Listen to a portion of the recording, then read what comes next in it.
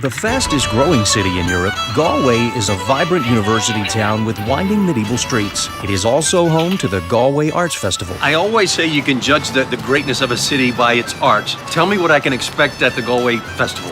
Well, Galway is very much the cultural capital of Ireland. And one of the best things about Galway is Galway Arts Festival, which is a 2-week annual celebration of all the art forms from across the world.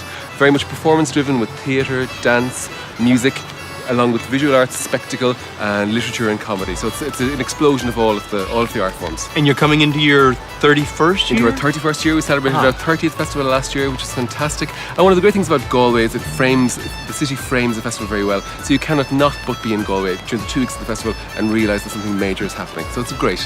And it's coming up this year when? It's the middle 2 weeks of July, running from the 14th through to the 27th. What a great place to spend your summer. While you are in Galway, be sure to check out the ultra-contemporary G Hotel. For a drink or for the night, it is quite an experience.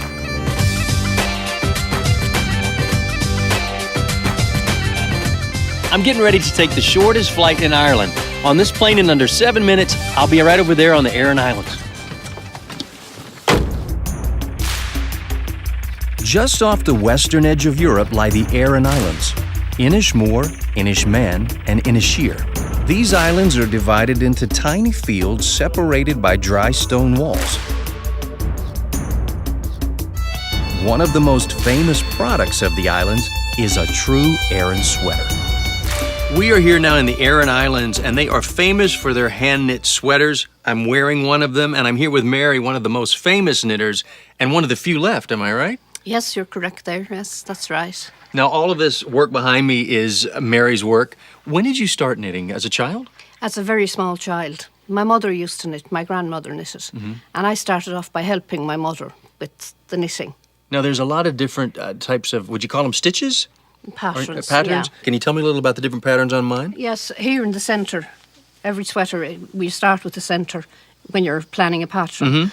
And this is blackberry here. And then you have a tiny cable here. And that's a larger cable. A half diamond, another cable, a tiny cable, and double moss stitch here. This is the double moss. Yes. It's hard to keep all this straight. It's so complicated.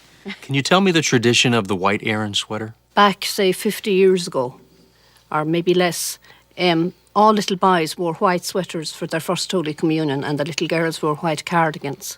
Well, I hope they stayed out of the mud. That's why the white was made especially for the Holy Communion. Up until then, that would have been coloured sweaters, and then the white one was kept for Sunday wear. Do you have any idea how many sweaters you've made in your lifetime? Not a clue. You don't have time to count them. You just make them. Well, I've been knitting so long that I finish one and I start the next one. It's as simple as that. Would you give me a lesson? Of course, yes. I might be a slow learner. I just want to warn you, but I'll try my best. Okay. All right. We'll try and have patience. Let's have a go of it. What pattern is that? It's still a diamond, but you have it in a raised stitch here, which it makes it look quite different. You missed one there. I did not. I'm kidding. I got to experience the stunning cliffs of Moher from a bird's eye perspective, by helicopter. One of the best ways to take in the sights and get to your next location. So is this Ashford Castle? This is Ashford. Wow. Spectacular. It really is. No better way to arrive. You got that right. Rebuilt in Gothic Revival style in 1870 by a member of the Guinness family, this castle hotel features 83 individually decorated rooms and a dining room that boasts spectacular Waterford chandeliers.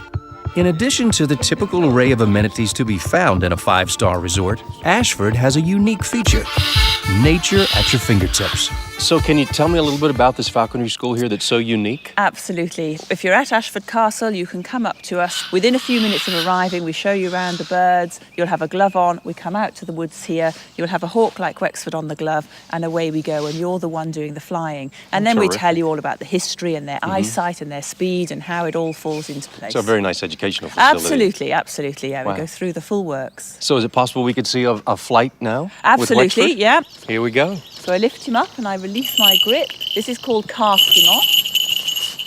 He decides where he wants to go. I'm going to offer him his meat reward. And back he comes. Wexford, are you ready? Well, thank you. Good to see you too. So can you tell us a little about who I have sitting on my arm here? This is Dingle. He's Hello, a Dingle. male European eagle owl, which is the biggest type of owl in the world. Would be living way up in Sweden and Finland in the wild. And he's one of the most popular birds we have here. He's very lazy. He does the least flying to people of any of the hawks. And yet he's Mr. Popular just because of those looks. Hey, Dingle. He never looks where you want him to. Dingle. From the sea to the mountains, Connemara and the northwest of Ireland when we return.